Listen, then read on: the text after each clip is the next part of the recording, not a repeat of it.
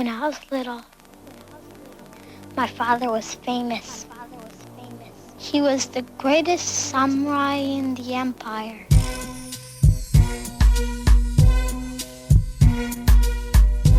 He cut off the heads of 131 Hey everybody, lords. Jerry Williams, aka Greater Sapien here. Thanks for stopping by. Today we look at numbers 163 through 165 of Eric Dubay's 200 Proofs Earth is Not a Spinning Ball. Number 163.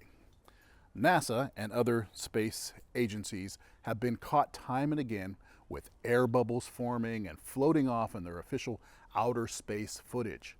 Astronauts have also been caught using scuba space gear, kicking their legs to move, and astronaut Luca Parmitano even almost drowned when water started filling up his helmet while allegedly on a spacewalk.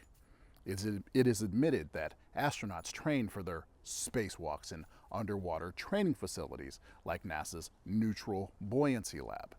But what is obvious from their space bubbles and other blunders is that all official spacewalk footage is also fake and filmed underwater.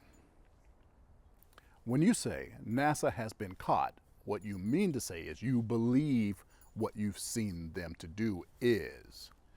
Because you show this footage when you claim you see air bubbles, but those air bubbles don't seem to move like air bubbles do in water. They seem to move the way water droplets do, that type that form during the quick temperature drop as a hatch opens. You know, the same things that happen in the Felix Baumgartner footage you used in the previous video. Funny how you didn't claim that was underwater. That wasn't in orbit, but the water droplet effect is the same.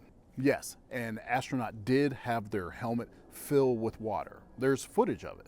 I don't understand where he's coming from. It can't be the water. It has to be the bag. And you suck it dry?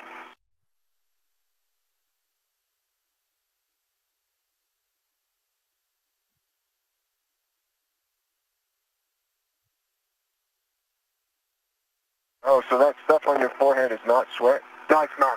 Oh, I see. He is clearly not underwater when it happens. And he is clearly not underwater when they help him out of his suit. It was not a normal feeling, so I told ground.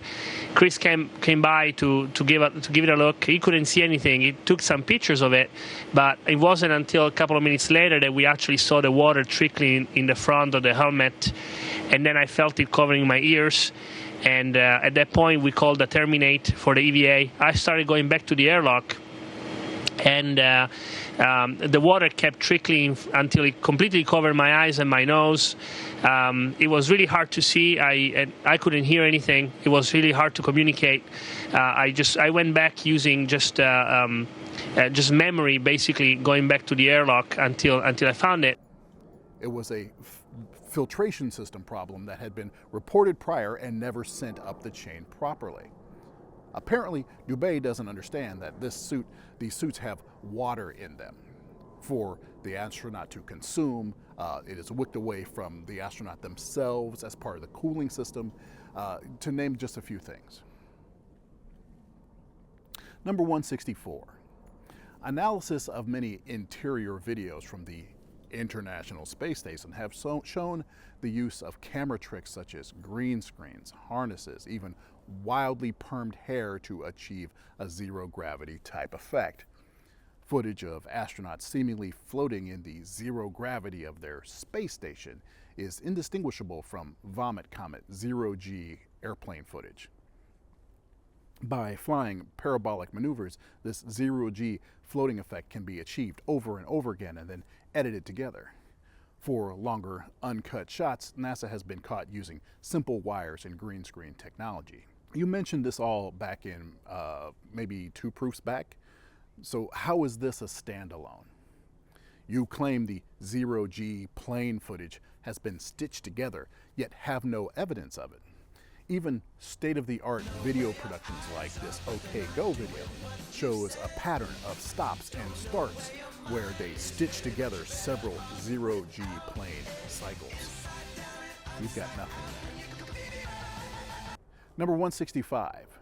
NASA claims one can observe the International Space Station pass by overhead, proving its existence. Yet analysis of the ISS, seen through zoom cameras, prove it to be some type of hologram or drone, not a physical floating space base. As you can see in my documentary ISS Hoax, when zooming in and out, the ISS dramatically and impossibly changes shape and color, displaying a prismatic rainbow effect until coming into focus, much like an old television turning on and off. Or objects take on an odd appearance until they are in focus. It's the nature of the optics involved. Because understand the implication here. The ISS is a hologram that is glitchy and comes into focus when someone is looking at it. Does it know it's being observed, so it focuses up just as a person's dialing the focus on their camera? And understand that this is why I say flat earthers like Dubé have more faith in NASA than I ever could. In my view, space agencies figured out a way to throw something very high very fast so that it goes into orbit around the Earth. Dubé thinks that they have the tech to make a high quality hologram that can be seen from multiple random points on the Earth at the same time, while at the same time they still use green screens to create backgrounds on the ISS.